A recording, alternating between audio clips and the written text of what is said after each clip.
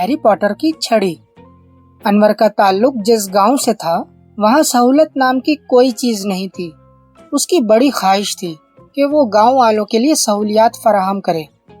उसका सारा खानदान तो गांव में आबाद था, अलबत्ता मामू शहर में रिहाइश पजीर थे। एक दफा वो माँ के हमरा मामू के घर चला गया।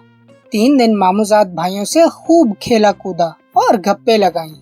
रात खाना खाने के बाद वो सब चहलकदमी करते और फिर कोई फिल्म या ड्रामा देखकर सो जाते। एक बार वो सब मिलकर हैरी पॉटर फिल्म देख रहे थे।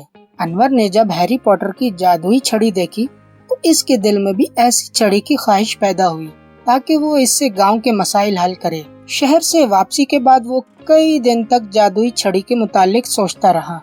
रफ्ता रफ्ता इसके जहन से ये बात निकल गई। एक दफा वो अपने गांव के छोटे से मैदान में क्रिकेट खेल रहा था कि एक लड़के ने जोरदार छक्का मारा।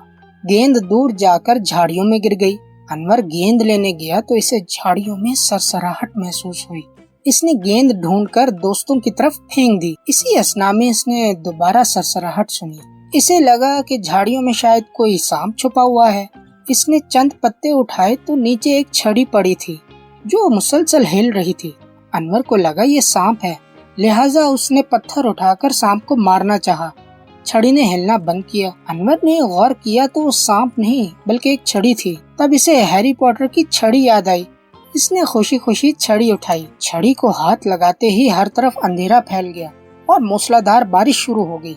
अनवर ने तारीकी में एक अजीब तरह की मखलूक देखी जो तेजी से इसकी तरफ आ रही थी। इसके साथ वहाँ एक घड़ा बन गया जिससे तेज शुआएं निकलने लगी। अनवर के जहन में और तो कुछ न आया। उसने अजीब दिखने वाली मखलूक से बचने के लिए घड़े में छलांग लगा दी। दूसरी तरफ निकलकर अनवर ने सरसब्ज़ो शादाब पहाड़ों के दरमियान एक वसी और अरीज स्कूल देखा। वहाँ मखसूस लिबास पहने बच्चे और बच्चियाँ दोनों हाथों से झाड़ू पकड़े इधर उधर उड़ रहे थे। अनवर को हैरी पॉटर फिल्म का मंजर याद आ गया। उसके जहन में फौरन ये ख्याल पैदा हुआ कि अगर यही वो मंजर है तो जरूर यहाँ हैरी पॉटर और उसके दोस्त भी मौजूद होंगे। वो ये सोच ही रहा था कि हैरी पॉटर अपनी टीम के साथ निकल आया। अनवर इसे देखकर बहुत खुश हुआ।